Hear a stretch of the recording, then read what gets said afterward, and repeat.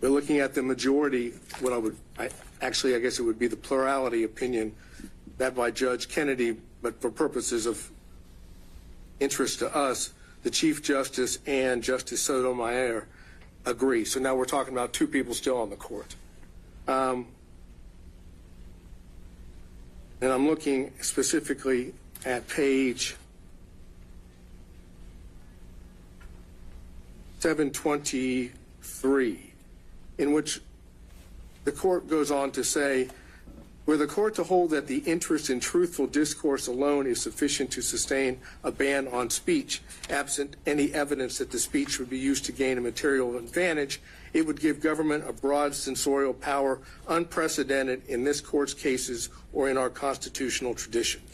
So that's the beginning part of plurality, saying the way to attack false speech or false political speech or core speech is with truth,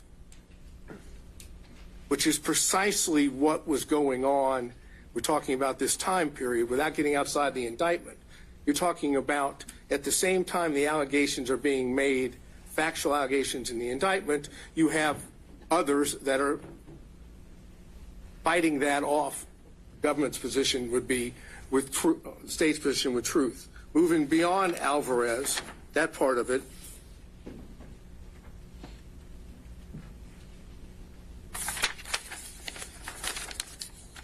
you have Justice Kagan with Justice Breyer. And here I think gets to the crux of where we are. And this is the concurring opinion. It goes through a litany of false statement cases in which the government's position in Alvarez is being false in and of itself is enough. That is, once you determine it's false, we're done.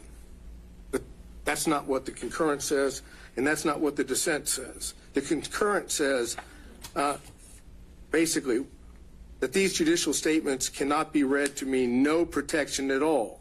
False factual statements can serve useful human objectives, for example, in social contexts where they may prevent embarrassment, in public contexts where they may stop or panic in the face of danger, and even in technical, philosophical, and scientific contexts where, as Socrates' method suggests, examination of a false statement, even if made deliberately to mislead, can promote a form of thought that ultimately helps realize the truth.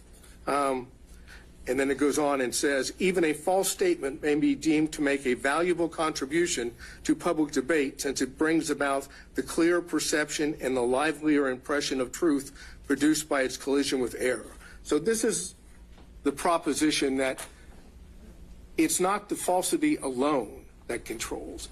It's the context in which the speech is made. And if it is deemed false, and for purposes of the indictment, we have to assume that it is false because that's what the facts have been alleged. That doesn't mean it's the end of the analysis. Why do we not also have to assume, since it's an allegation, I think you say in your brief, that it's unlawful, willful, and knowingly false? No, because at least our position, President Trump's position, is those words are not words of fact. Those are words of legal connotation. And that while they have meaning, that would allow, for example, let's go to Alvarez and the Stolen Valor Act. Just because they alleged that it was unlawful didn't mean it wins.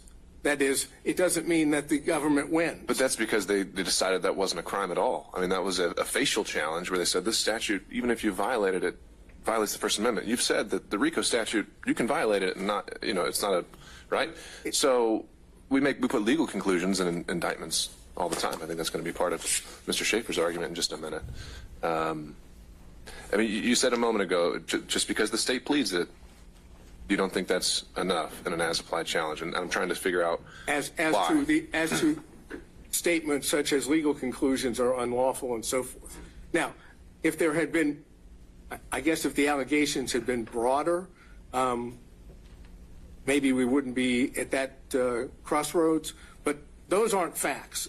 The facts, as I've outlined or we've outlined in our brief, you take the overt acts, you look at those overt acts, and then those, at the same time, and then look at the substantive offenses or conspiracy offenses in the rest of the body of the indictment. Words like unlawful don't change that. At least that's our position. So now we're talking in terms, going back to Alvarez and the concurring opinion, you're talking in terms of falsity alone is not enough. There are situations, contexts which override just the falsity alone. And that's, again, the political discourse, the political speech. The more significant it is to certain issues, clearly being President of the United States at the time, dealing with elections and campaigning, calling into question whether what had occurred, at least in the election of 2020 for president, that's the height of political speech. And then you go even to the dissent, which I think is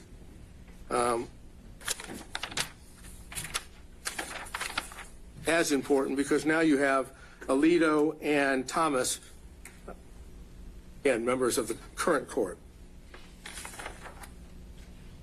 And I go to that.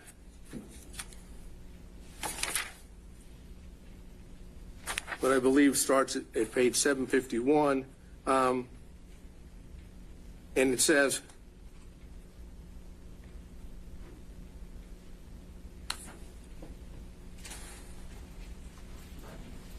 even where there is wide scholarly, and this is 752, even where there is a wide scholarly consensus concerning a particular matter, the truth is served by allowing that consensus to be challenged without fear of reprisal.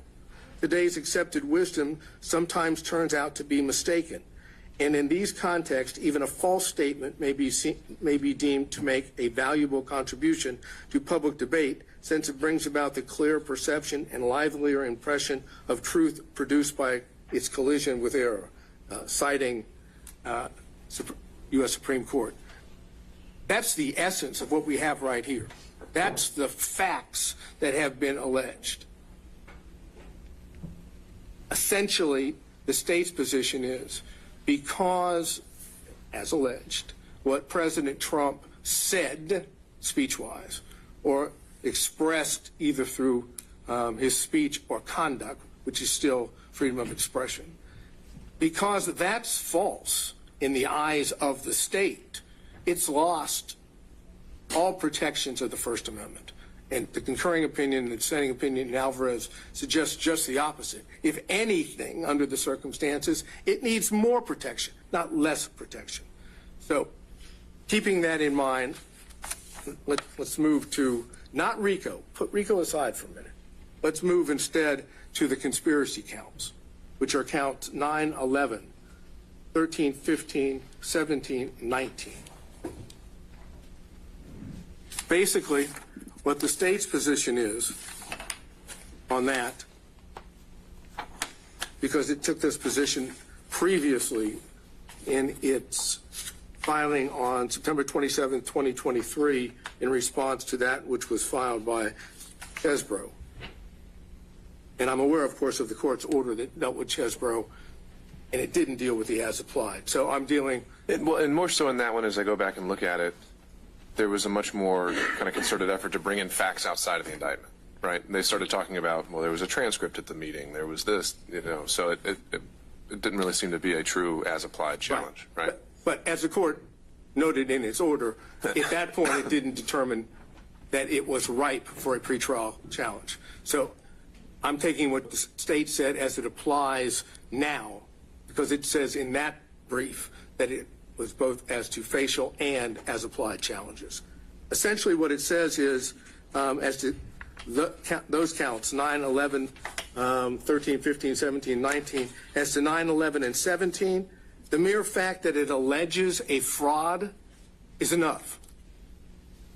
That is, that's what's on page 5 and page 6. Since each of those statutes prohibit conduct involving fraud, we don't go any further. And I'm suggesting that's wrong, that you must go further. You must look at the speech itself, the expressive conduct itself in connection with those specific statutes. That's what the as applied is. The fact that it's a fraudulent statute, now you want to look and see why, under the circumstances here, the language speech of the president falls within that. And if you look at it in that sense, the mere fact that it's false is all that they have. There's not a finding that the speech itself, beyond the speech itself, is fraudulent. What the state wants to do is say, we have a goal. We have an objective here that we have put forward. Steal the election in an unlawful fashion. I say change that for a second to legitimate concern about the validity of the election. If that was the way you focused on it, which is a way to do it as applied, even with the facts, would what President Trump said on those counts be a protected speech? And the answer is it has to be, because the only thing that makes it fraudulent is the state saying it's false. Take every one of those and say, okay, it's not false. It's protected. The only reason it becomes unprotected, in the state's opinion, is because they call it false. And that's what Alvarez doesn't allow. In and of itself, it cannot be simply the content-based. It has to be contextual. And the contextual here is a political core value being addressed, elections and campaigning. And that holds true for all of those that deal with the conspiracy. And then you deal with counts 29 and 39, which is the false statements charges. Now, it is clear that the Supreme Court would find that a statement made under 1001, 18 U.S.C. 1001, would constitute the appropriate, let's say, abridgment or non-protected conduct or speech. But Georgia's statute's a little different here, because we don't have a materiality element. It's the mere fact of falsity which violates, according to Georgia law, counts 29 and 39.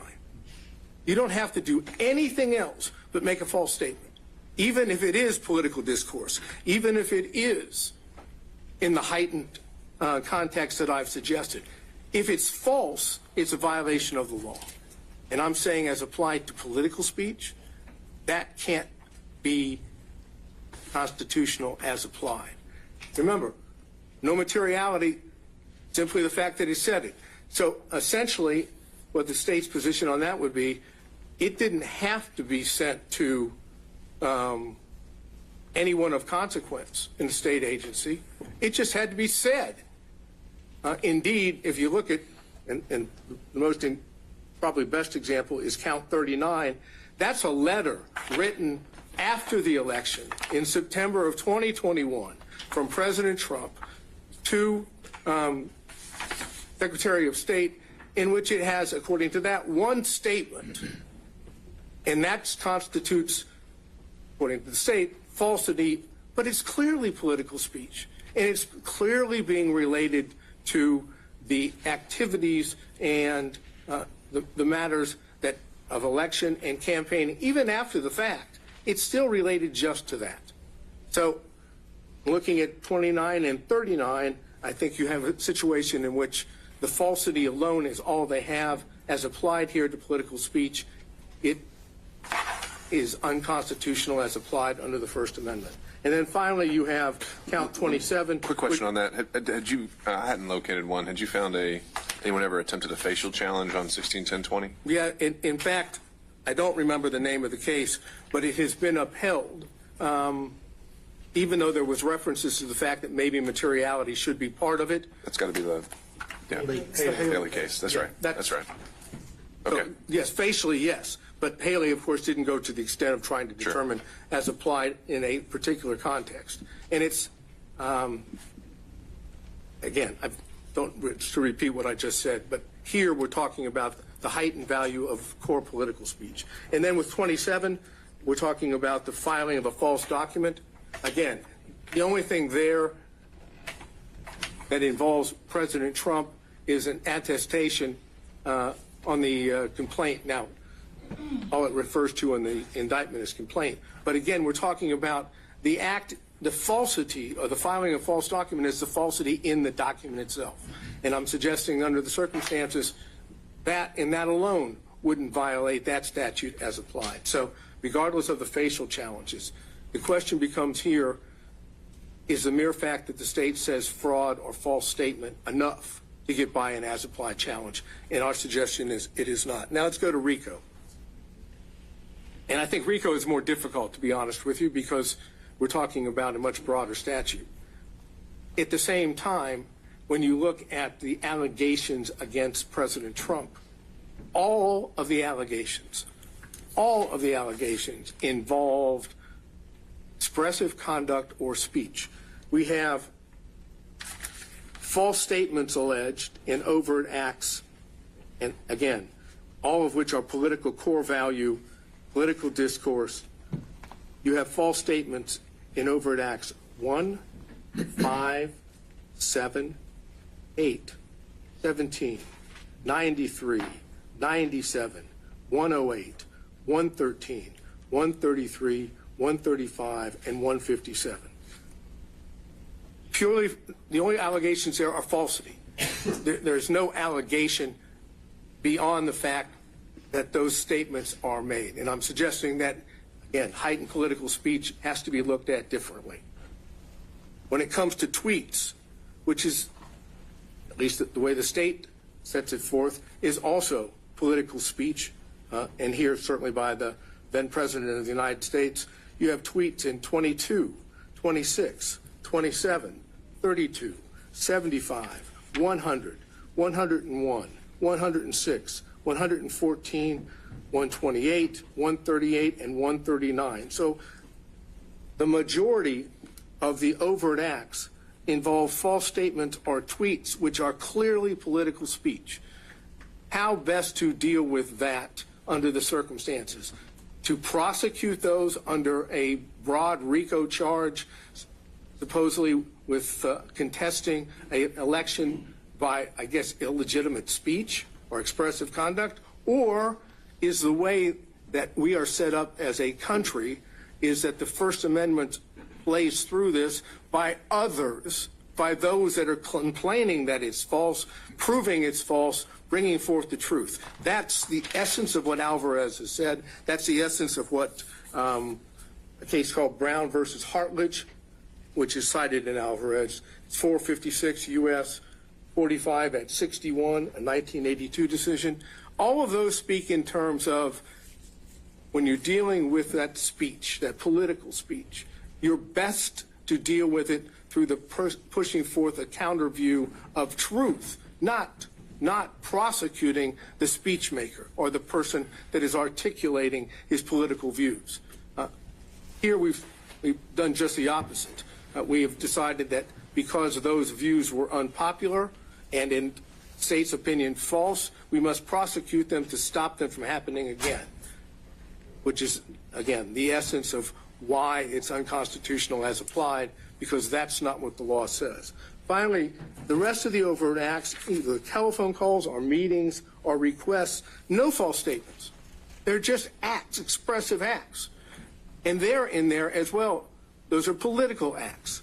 And for the court's benefit, because I know there's a lot of overt acts, those are 9, 14, 19, 28, 30, 31, 40, 42, 43, 44, 90, 95, 112, what was in the old indictment is 123, paragraph, or number 2 is now, I think, is 125, 130, 131, 140, and 156. There is nothing alleged factually against President Trump that is not political speech. So what this court has to decide is the state's position that fraud or false statements under these circumstances, which I suggest really is alone, is that enough to get it by an as-applied challenge? Our position is it's not.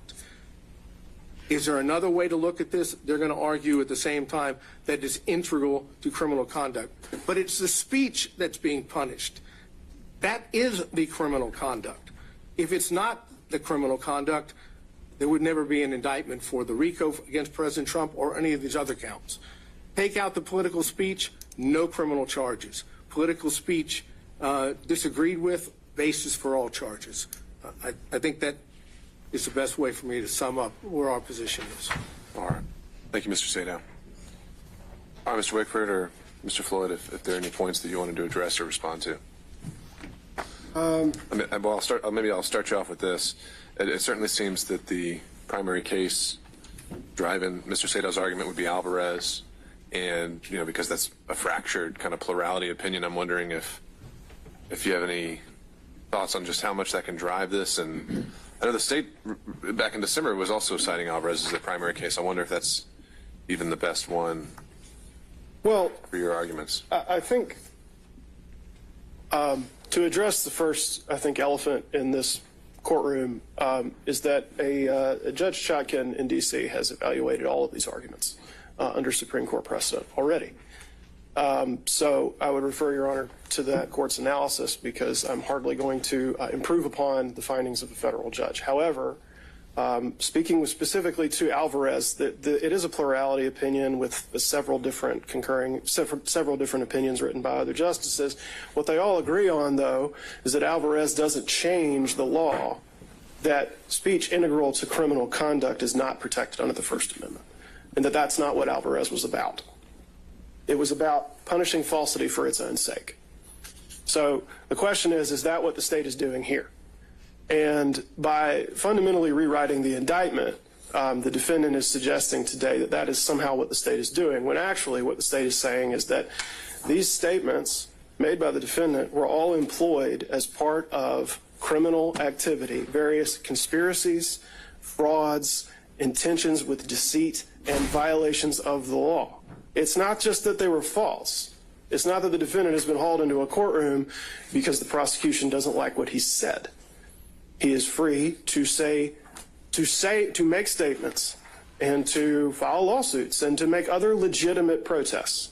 What he is not allowed to do is employ his speech and his expression and his statements as part of a criminal conspiracy to violate Georgia's RICO statute, to impersonate public officers, to file false documents, and to make false statements to the government. That's what he's alleged to do. He's not charged under 161020 because he told some lies. Although it is very interesting to hear counsel for Mr. Trump tell us about the usefulness of lies. He's not being prosecuted for lying. He's being prosecuted for lying to the government, an act which is illegal because it does harm to the government. That's the reason that it's illegal. That's why it's different from the statute evaluated in Alvarez. Same thing with filing a false document. It's not just that you made a false statement. It's that you swore to it in a court document and submitted it to the court. That does harm to the judicial system. That's obviously different from just falsity being punished for its own sake. And that is what each and every charge in the indictment demonstrates, is that these statements are part of criminal conduct that is larger than just the false statement on its own. Especially with the RICO charge, where what we see is that this is a criminal organization whose members and associates engaged in various criminal activities, including but not limited to false statements and writings, impersonating a public officer, forgery, filing false documents, influencing witnesses, computer theft, computer trespass, and on and on and on. What the defendant is suggesting to Your Honor is trying to get around to the fact that because it's almost saying that because these statements are false, that these charges should be dismissed. It's like, well, you can't punish falsity on its own, and yet each time you look at the charge, the state is saying that he lied. So that must be the end of the inquiry. But that's not the end of the inquiry at all. That's not what the indictment says. It's not just that he lied over and over and over again, as counsel for the defendant points out by listing all of the instances in the indictment. It's that each of those was employed as part of criminal activity with criminal intentions. And we finally get to a place where where I knew we would end up, which is saying, I believe Your Honor was requested to think about it as not as lies, but as legitimate concern about election issues. Well, that sounds like a trial argument to me. But this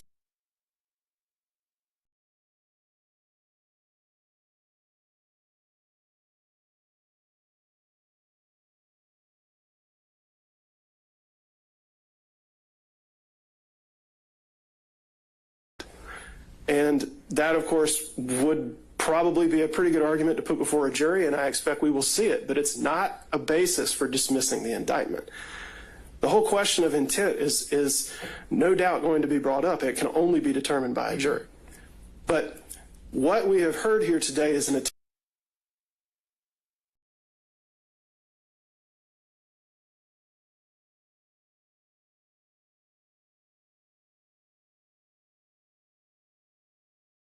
conspiracy trying to overturn election results for an election he did not win by violating the RICO statute, by making false statements to the government, by filing false documents, by impersonating officers, and doing a whole host of other activity which is harmful in addition to the falsity of the statements employed to make them happen. So I think there's been a suggestion that Your Honor can sort of reframe what you're looking at, but Alvarez does nothing to shift the basis that the court should stand upon when evaluating the indictment. And that is to say, is this speech being punished solely because it's false, solely because of its viewpoint, or is it speech that's being demonstrated as integral to a pattern of criminal activity? And finally, the fact that it speaks to political concerns or core political speech, and this is something that the court in D.C. Thoroughly addressed, does not change the fact that it can be employed as part of criminal conduct. The mere fact that you're talking about issues of public concern or core political speech, which may be completely fine and protected in most contexts, does not mean that you cannot be indicted if you use that kind of speech to pursue illegal activities. That's the whole nature of the question.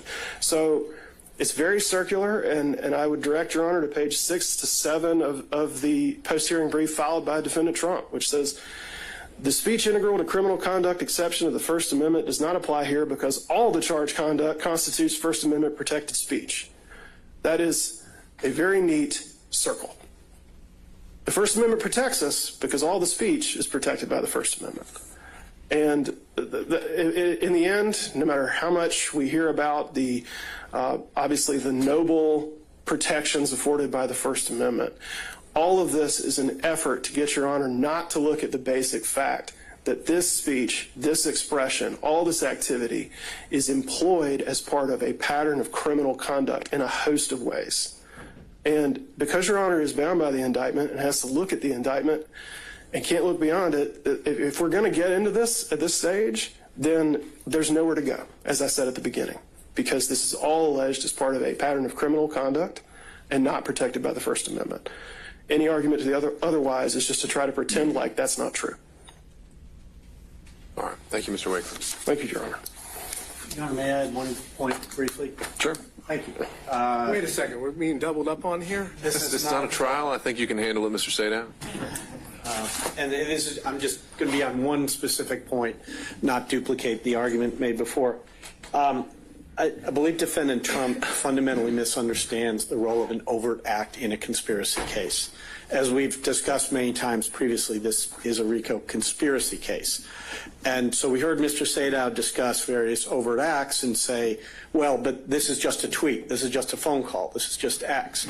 The unspoken underlying and incorrect premise then is that every overt act must be a crime. As we've discussed a number of times, and as the state has set forth extensively in multiple briefs, that's not true. The purpose of an overt act is to show that the conspiracy is an operation. It is not a separate crime. It doesn't have to satisfy the elements. It doesn't have to be pled with that level of detail, as Your Honor acknowledged in an order I think that's all of 2 weeks old. And so to say we can't mention this particular act or this particular conduct because it's not a crime or it's protected by the First Amendment, the answer to that is actually, so what? Because it could be legal conduct, it could be First Amendment protected conduct that also shows there's a conspiracy in operation. And that's, as long as it serves that purpose, it's fine. And so overt acts should not be examined by a standard that has no application to them. They are not separate freestanding offenses. And there is federal case law that, if need be, we can cite it to you, that has said an overt act can involve First Amendment activity. Its purpose is not to be something that is separately charged here, separately subject to a separate sentence. Its purpose is to show that there is a conspiracy and it's an operation. Georgia RICO requires one overt act by any one defendant. So, of course, the RICO would stand if anything, any of the 161 overt acts alleged constituted an overt act. It would only take one. It doesn't take any by Mr. Trump. But the point is, we have an abundance of them by Mr. Trump, and for purposes of the RICO statute and the manner in which it functions, it doesn't matter whether that's First Amendment conduct or not. I mean, my colleague has fully explained why much of this conduct is not shielded under any circumstance by the First Amendment, and I don't mean to contradict that in any respect. But it's important not to lose sight of the function the overt act plays, the role it plays in a conspiracy case here, because it is not the role being suggested by Defendant Trump. All right. Thank you, Mr. Floyd. All right, Mr. State, I'll give you a couple minutes. Final word. Thank you, sir. If I heard what Mr. Floyd just said, that if everything President Trump said was assumed true and included in the RICO indictment, and therefore now we're talking about true political speech, not alleged false, he could still be prosecuted for the violation of RICO. For the overt acts as alleged. Let's say even the overt acts ran afoul of the First Amendment. He's saying that wouldn't be fatal to count one. Because at that point, if there could be some other thing they prove that's not alleged as an overt act. Okay, that may, as I understand it, as I understood it as well. But what I'm suggesting is, if all of the overt acts are nothing more than core political speech or expressive conduct, and nothing else is alleged which is not protected by the First Amendment, then you have an insufficient basis for which he has been indicted, because he's being indicted for First Amendment speech and not for unprotected speech. And therefore, the statement that was made about if it were true, we could still use it as an overt act, suggests that they can prosecute true speech, which is what we're trying to get to here. It's the nature of the speech, the political speech, the heightened value of such, which gets this situation different than others, and the fact that it comes from then President of the United States. Going back to what was said in addition by the state, what the state claims is criminal here is lying to the government. That's what it said. That's the exact reason why in several of the Supreme Court cases, it's been found to be protected speech, because it deals with the government, and falsity in sense of communication with or to the government is best dealt with through true speech, not through prosecutions, because prosecutions chill speech. And when it comes to political core speech, what you don't want is chilled. Fortunately, I have a co-counsel that is able to pull things up and help me inform the court until the computer shuts down. And looking at what Haley says, just to give you an idea of how the Georgia court, the Supreme Court, might look at this. There's a quote from Haley, and it says, "While there is no constitutional value in false statements of fact, such erroneous statements are nevertheless inevitable in free debate, and punishment of error runs the risk of inducing a cautious and restrictive exercise of the constitutionally guaranteed freedoms of speech and press. Accordingly, the First Amendment requires that we protect some falsehood in order to protect speech that matters." And I think that's what we're talking about here. To end this, and again, we're focusing on President Trump's conduct at the time that he, in fact, is the head of the executive branch.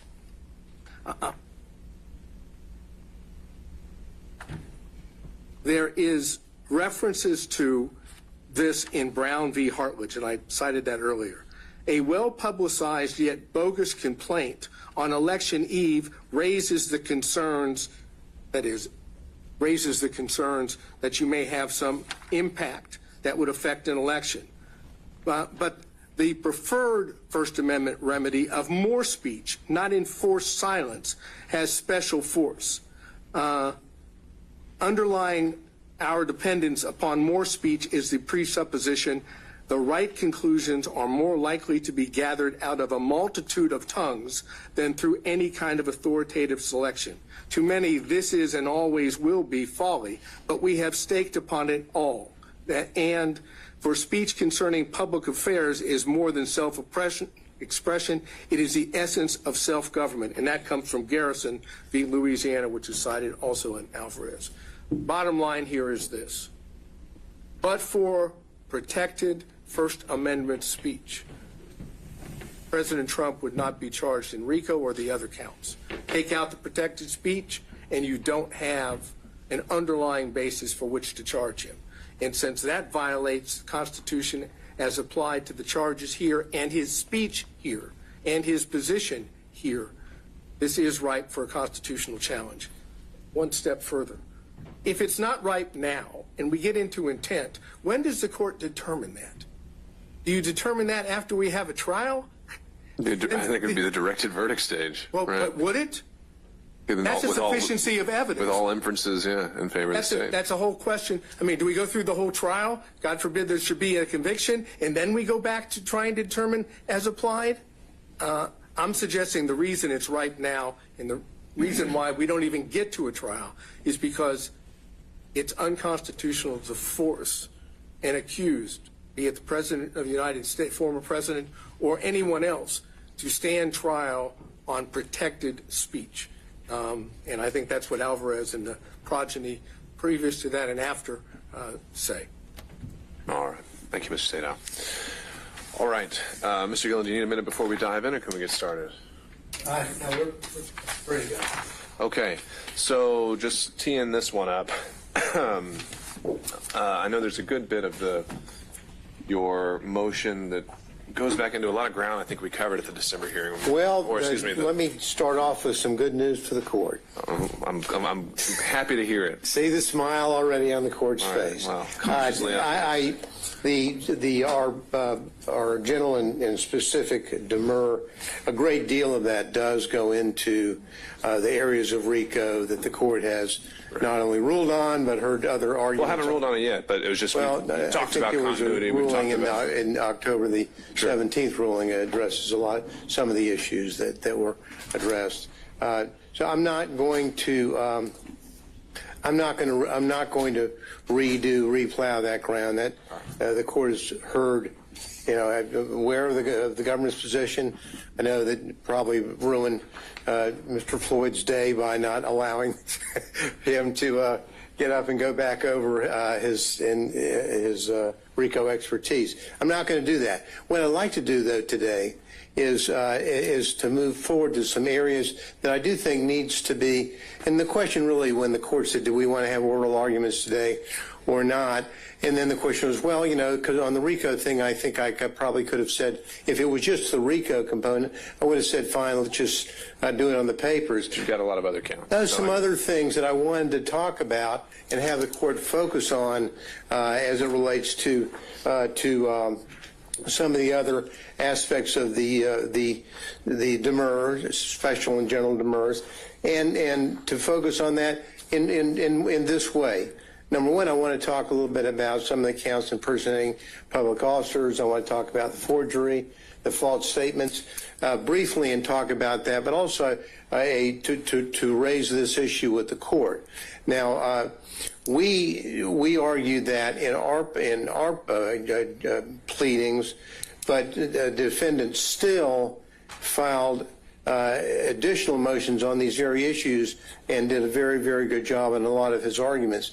We know that the court granted the stay for defendant Still because he's of the state legislature, and thus, had that not happened, Mr. Beaver would be here with me talking about these issues. I think that the Still pleading addressed a lot of the issues that were raised in the response by the state, and so with with the forgiveness, hopefully, of my dear friend Mr. Beaver, I'm going to mention some of the things that they mentioned, but I would hope on behalf of defendants Still, the court may listen to what I say, but also prior to ruling on these particular issues might afford defendant Still the opportunity to have his own oral argument day so that he could more fully address these issues. And that's and I would appreciate that on his behalf. When we talk, let's get on to it. We're talking about impersonating a public officer charge, and we talk about that. When we talked about that, we talked about whether or not the charge Definition of public officer, right? Impersonating a public officer charge, count 8. We say that's subject to dismissal. In that pertinent part, it says on October the 14th, on or about December 2022, unlawfully, falsely held themselves out as the duly elected and qualified presidential electors from the state of Georgia, public officers with the intent to mislead. Now, what we did in our pleading is we said, well, that is defective because under the statute 2151, as public officer, there is no reference there to presidential electors as being public officers, and therefore that should carry the day for us. The state's response says, well, not so fast, Mr. Gillen. We've got cases here that talk about situations in which 2151 doesn't carry the day and isn't. Well, not even cases. I mean, the statute itself. Right. I mean, you're pulling that from the ethics statute. Exactly. So I'm not really sure why I'd even look at that. I mean, public officers all throughout the code, and it's just kind of one of those hanging kind of question marks, I suppose. So what the state does, and I can see the court's point. I'm not going to argue that. What I am going to say is that what they say, they cite cases where there are individuals that are impersonating agents, police officers, peace officers, or agents for Metro Atlanta Human Trafficking Task Force. Okay, that falls into that category. Trafficking in the task force or a federal agent. Those are things that the state responds to. I think that in the Still motion, it covers some of the concerns the court may have regarding this issue of public officer and why we think that we should prevail on this as well. Again, hoping Mr. Beaver has his day. Well, do me the favor, actually, I've kind of put the Still motions in a box, and I haven't opened it yet, so make those arguments for me. Well, I'm going to, all right. but not as articulately, I'm sure, as Tom could do it. But I'll give you the flavor. The flavor of it is that in the Still motion, which we adopted after it was filed, it talks about how other case law in Georgia, when it talks about, first of all, 1610-23 doesn't define public officer. So we start from that, so that we've got that out there. Not defining the public officer. Now, but the Still pleading does say that the issue of who is and is not a public officer is addressed in other contexts in Georgia law. Usually in the quo merito proceedings where somebody's trying to find out the legitimacy of somebody having or holding a particular office. And in that context, there are cases citing in the Still pleading that address this very matter. They cite Brown v. Scott and as a case in which the Brown v. Scott case, whether or not an individual has designation or title given to him by law or exercises functions concerning the public assigned to him by the law, they cite Brown. That doesn't, the inquiry doesn't really end there. The Georgia Supreme Court has noted the term public officer involves the idea of tenure, duration, fees, emoluments, and powers, as well as that of duty. And so that's McDuffie v. Ferguson, and that has to do really with grand jurors. So when someone says, well, is a grand juror a public officer? And the court, breaks down an analysis talking about that, saying not really, because grand jurors may only meet for a few days. They're not essentially, they're not there for some sort of duration or tenure. They don't take the same oath of office as prescribed for public officers, and they lack the element of tenure and duration which must exist to qualify as a public officer. Well, so how would that apply again to like a purely fictional task force? well, I mean, let's forget the purely fictional task force. It would let's have it that case law from our Supreme Court, how it applies to our case, and how it applies to our case is the presidential electors are not people who have lengthy tenure, duration, which it must exist. Frankly, their job is to meet for one day. No, I see your framework there, but if the framework is actually in this, whereas the Metro Atlanta Human Trafficking Force, it doesn't even exist. Well, it doesn't. But someone is pretending to be an agent. Maybe they're a part-time. I mean, it seems like. You know what I mean? We might agree to disagree here, because I think that when someone says, "Well, here's my badge. I'm an agent of enforcement of the law for," and then names a particular entity that doesn't even exist. They're pretending to be a peace officer. They're pretending to be an agent for the government, which, by the very nature of that job, would have tenure, would have responsibilities, would fall into the definition that the Supreme Court has given in Brown v. Scott and McDuffie v. Pearson as to what a public officer should be. And so, in that context, we have, and the same thing actually. It popped up again on the issue in Morris v. Peters, another case, Supreme Court case, dealing with whether or not someone is a public officer. That had to do with a quo warranto against the chairman of the Georgia Democratic Party and whether or not he would fall in as a public officer. Bottom lining it, like in that case, and which found that he was not, like grand jurors and public party officials, presidential electors are not public officials under Georgia law, especially for purposes of 161023. Their jobs, services are temporary, like the grand juries. Their position really only arises once every 4 years. Is limited to a single meeting on a single day. So it lacks that element of tenure and duration which must exist.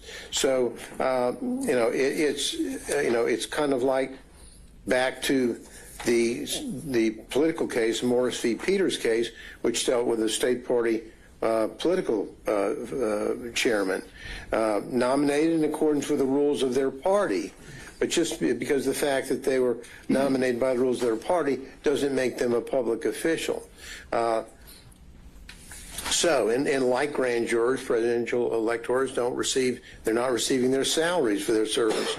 So all of that, Your Honor, tells us that this particular count is flawed for the very purpose of these electors cannot be, under Georgia law, public officers. And so, although we agree with the court's initial position regarding the limitation on the definition of public officer in our pleading, good old Tom Beaver and the Still pleading has come forward to rescue us on that point. And so, if you look at what they did, and hopefully Tom will do a better job of articulating those points. In their pleading, they talk about specifically some other cases that get into either in Texas and I think Utah as well, that deal more specifically with this. But for the purposes of argument today, I think that we've sort of got the drift on what I think is happening on the impersonation of public officers. They're not public officers. And clearly, under the direction we believe of our Supreme Court, they could not be so judged. Now, again, I'm not going to spend a whole lot of time up here with the court, but I do want to touch on a few of the other components of our pleading. The forgery counts. Now, we indicated in those counts 10 and 16 are sufficient to dismissal.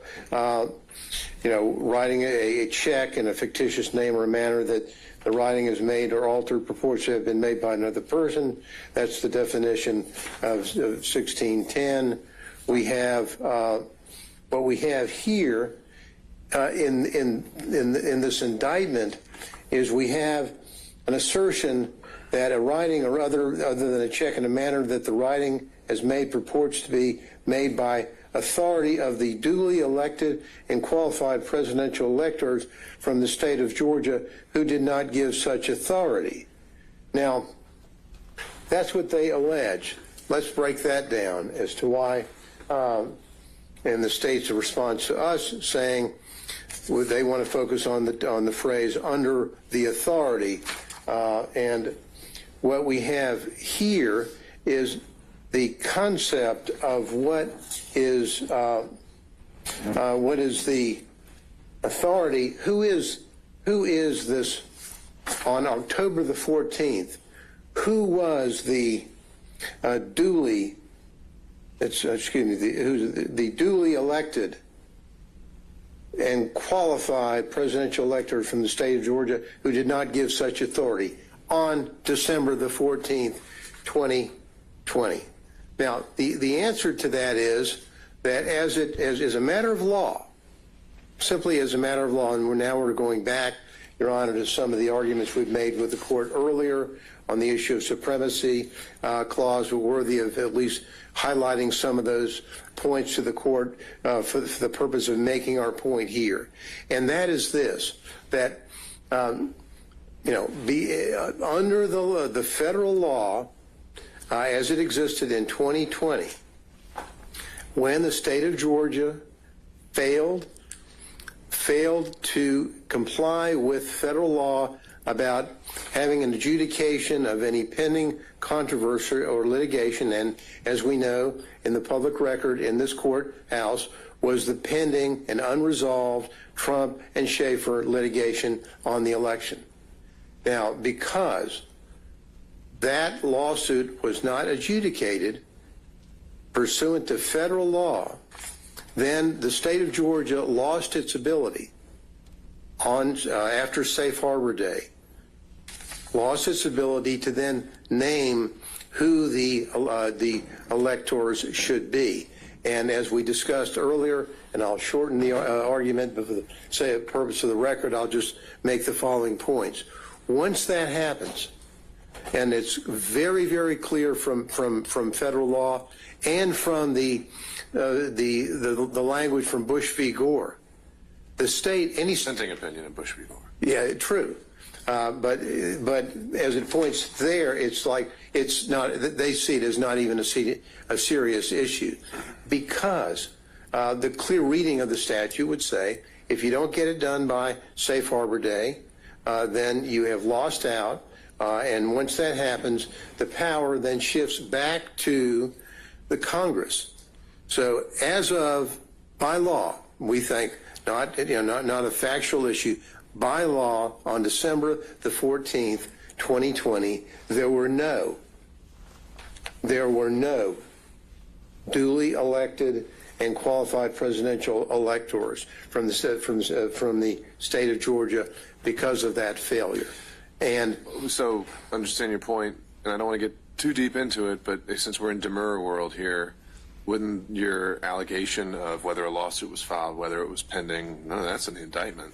Doesn't that transform this into a speaking demur? Well, we don't think so, and the reason why we don't is the last time I think we quoted the court that the court could take a notice of the pleadings within the court system, and I believe that what we articulated there, and I don't think we had an objection from the state, could be wrong, but my recollection is we didn't.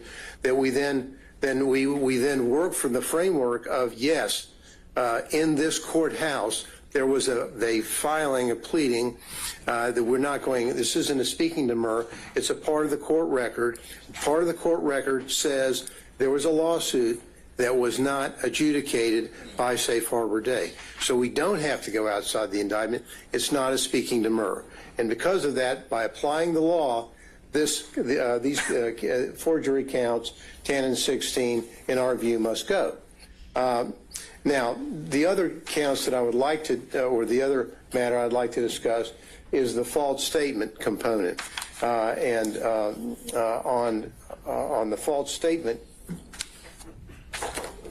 counts Is that 14? of 12, 18, and 40 dealing with false statement.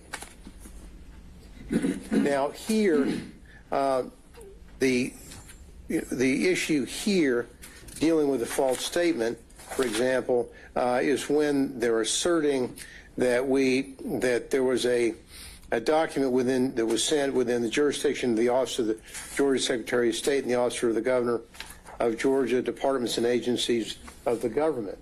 Now, we've got two arguments to that. Number one, and again, back to Haley. Haley talks about this issue, and when Haley talks about it, the key thing is whether or not there was agency with the key phrase, with authority to act on it. Now, there are two flaws, the fatal flaws the state has as it relates to this issue concerning Haley v. State and on the issue concerning the safe harbor. One, as we mentioned, at that time, there was nothing for the state of Georgia to act upon. They merely received the information. It was merely a sort of a ministerial act, if you would. But even more fatal to their argument is the second argument that I made a moment ago, which I won't repeat other than referencing it. The failure to act by safe harbor date renders any activity on behalf of the state of Georgia, be it the governor or the Secretary of State, renders that gone. Because now it's all gone back up to Washington, to Congress to deal with that. And the government in the state can't now say, or at any time say, well, we're saying that the Democratic nominees or the Democratic representatives for the electors, they ultimately became the duly elected. You don't do that. You don't parachute back into what happened on December the 14th. The world as we know it on December the 14th, there were neither Democrat or Republicans that were duly elected under federal law. And so, given that, we believe that the false statement counts should go. Thank you, Your Honor. All right. Okay, any thoughts from the state in reaction? Mr. Wooten, this one's yours. Yes, Judge. Why don't we pick it up on that last point, because I know we've dived into some of this, not so much the safe harbor aspect of it in that argument, but the idea that the governor's office and the Secretary of State's office just didn't have jurisdiction. I know you've said that that's an issue of fact that needs to be proven, but isn't that also something that could be shown as a matter of law, potentially? And I know you don't agree it is, and so you can cover all that. Sure. I don't agree that it's a matter of law. It is an issue of fact. And we've briefed this extensively and argued this before. We believe that even if it's not an issue of fact, even if the court were to consider it as a matter of law, we've given ample reasons why under statute all of these entities have jurisdiction over many of the crimes that are alleged in the indictment, many of the topics all of the topics where we've alleged that some of these defendants have made false statements regarding. So I do maintain that I believe that it's an issue of fact for the jury to decide that we have to put up that evidence. We have to ask the GBI officers, what is your duty? What is your authority? What can you investigate? We have to ask the Secretary of State individuals while they're on the stand, what are your duties? What is your job? What do you do? Why are these things relevant? Why are these material to areas where you have jurisdiction to do something? What is your ability to act on these things? I think all of that has to come out at trial. And so as it relates to that argument, I think it's way premature. And anything that again, I always go back to the standard for what is a demurrer, right? Right. But what I'm saying, just if there was a statute that explicitly, said that they didn't have jurisdiction, remind me, what is it that you're saying, just as a matter of law as a parent, that provides the governor authority over this after the safe harbor date? Judge, I don't have the indictment in front of me, so I'd need to know specifically what statement we're talking. I think this is in regard to the certificates or the paperwork where, if an elector doesn't show up on election day or on December 14th, that the governor has to ratify a replacement of that person.